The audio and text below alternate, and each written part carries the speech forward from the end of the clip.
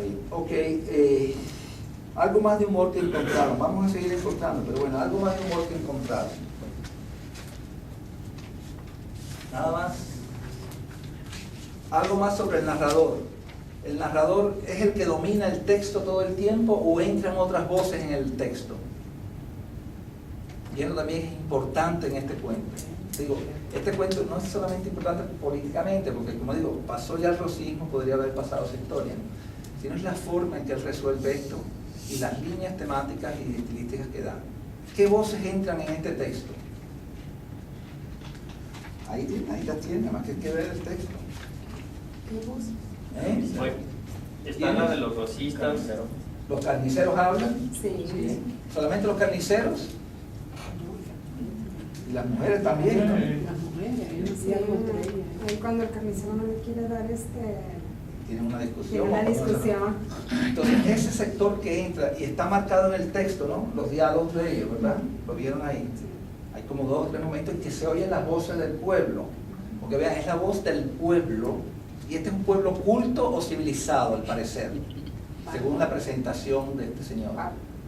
Bárbaro, totalmente bárbaro, ¿no? Salvaje, pone salvaje la palabra, ¿está bien? Salvaje en el sentido de poco culto, ¿no? Bien. Y eso es importante porque hay un registro del habla oral, de la oralidad argentina de la época, del pueblo. Bien. Claro, él lo hace de manera despectiva, digamos, ¿no? Porque es para representar los valores, el habla vulgar que tienen, la forma de insultarse, de agredirse. Pero literariamente hay un registro de la oralidad. ¿Me explico? Y eso es importante. Incluso aquí usted ya ve que el voceo, salí, entrar, la forma argentina de hablar, ¿no? Sí. Está- Cuando lo estaba leyendo me imaginaba hasta el acento, porque Sí, che, o sea, el che está aquí. Che, negra bruja, salí de aquí antes de que te pegue un tajo.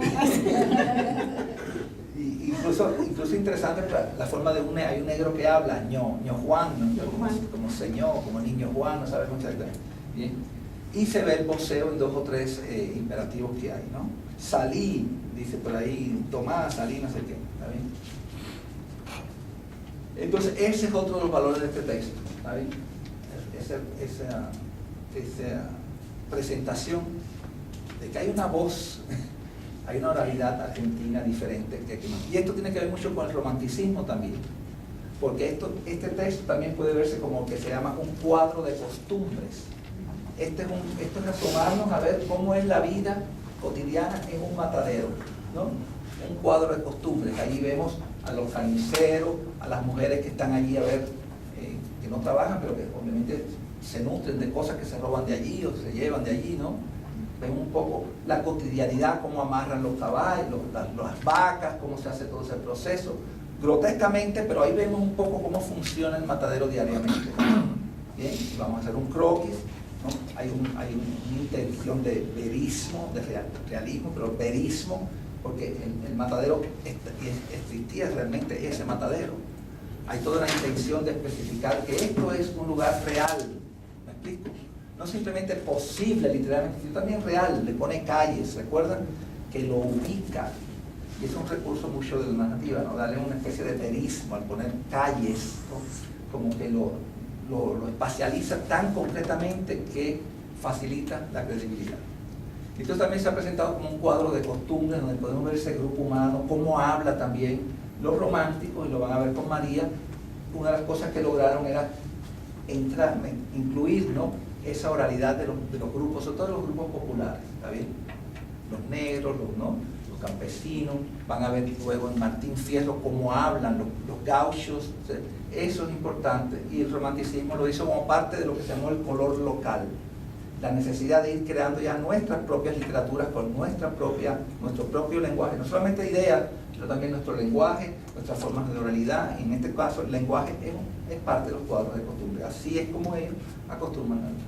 Todo eso forma parte de ese color local, ¿no? Y en ese sentido también es un texto romántico y también fue importante, porque recogió todos estos personajes. Aquí hay unos gauchos, no sé si vieron que hay unos gauchos, hacen una aparición, porque ¿quiénes traen las vacas?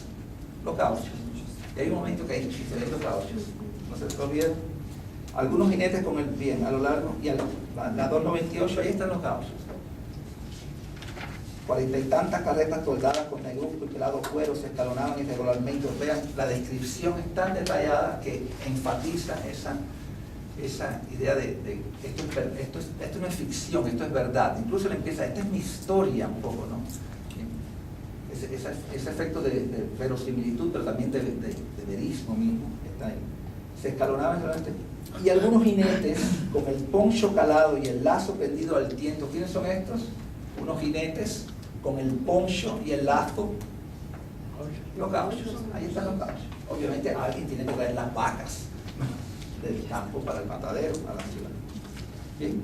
Cruzaban por entre ellas al tranco, reclinados sobre el pescuezo, los caballos echaban un ojo indolente sobre uno de aquellos animados rudos. Vean, los gauchos, ellos ven lo que está pasando en la ciudad, en el matadero, pero con un ojo indolente. Obviamente los gauchos pertenecen a otro espacio que es el del campo. Su única conexión con la ciudad es traer las vacas. Pero con un ojo indolente ven a toda esa chusma urbana, lumpenproletaria, y proletaria también, porque hay quienes trabajan, pero quienes no hacen nada, que están allí.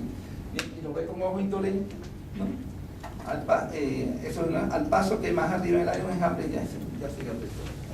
O sea, la entrada de los gauchos es interesante también, entre otros de los grupos humanos. Es que en el cuadro de costumbre no solamente ver cómo funciona un matadero, porque también nos habla de los hábitos comestibles de Argentina. ¿Recuerdan? ¿Cuál es el hábito comestible de Argentina? La carne. Obviamente la Semana Santa es una semana fatal, ¿no? También en eso, y ahí viene el materialismo, lo típico, eso es interesante, como se ha hablado del realismo, como escoger un momento típico, una situación típica, ¿no? Un personaje típico, ¿no?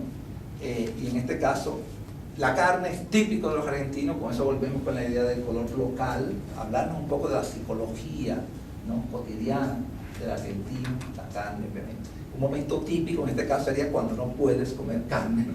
Porque hasta a mí se me hizo gracioso eso de que los médicos decían que se podían enfermar por la abstención, ya que estaban acostumbrados a esos nutrientes.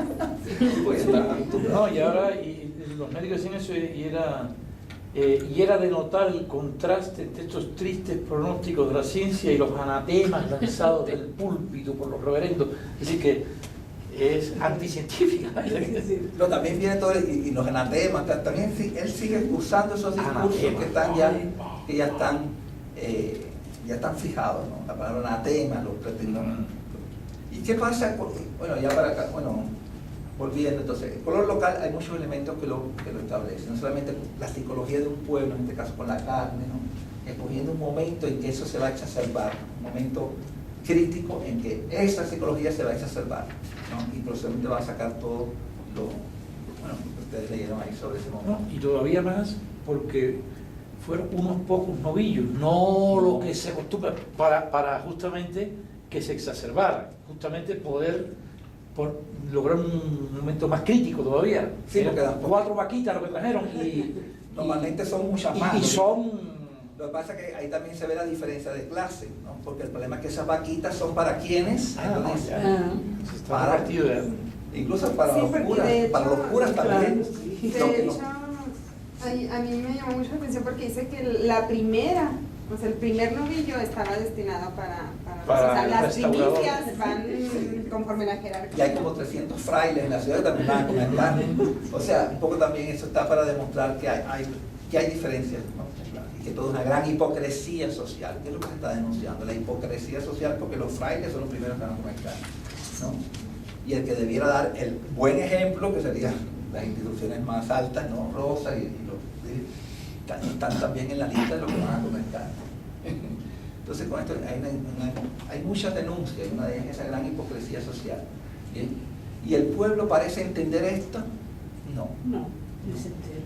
Ni se entera. O sea, su fanatismo religioso y político es tan grande que ni se da cuenta de esto, ¿no? Es la voz narrativa que nos está revelando este nivel hipócrita, ¿no? Falso, ¿sí? Donde todo, tanto iglesia y política están reprimiendo, ¿no? y obnubilando la conciencia del pueblo, ¿vale? Y por supuesto la voz unitaria, que es la del narrador, que tiene toda esa capacidad de visión y análisis, ¿sí?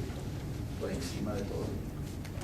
¿Y qué pasa? Ahí hay algo muy, bueno, ya volviendo a ese tema, entonces, ahí hay algo muy cómico. ¿Qué pasa? ¿Qué están comiendo los argentinos esos días? Pescado y el que les provocaban gases.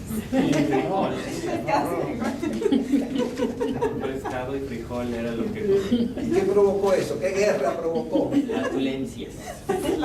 Como ven, ya ese es un humor gratuito, ya ese es un humor que no tiene la intención realmente de atacar, desmontar la hipocresía de un sistema, desmontar la retórica demagógica de una ideología, ¿no? Ya es un humor ingenuo. Bien, pero eso sí nos provoca una risa más mecánica, vamos a decir. Bien, es ese humor ya ingenuo, bien, que es la guerra de la flatulencia. Pero eso se convierte en un problema político, porque ¿qué pasa? En medio de un meeting político, en medio de la iglesia, salen y se confunden con ¿qué? Cuando suenan los... va a decir, puede ser bombas, ¿no? ¿Dónde está esa parte ahí? O sea, eso que comienza como un chiste.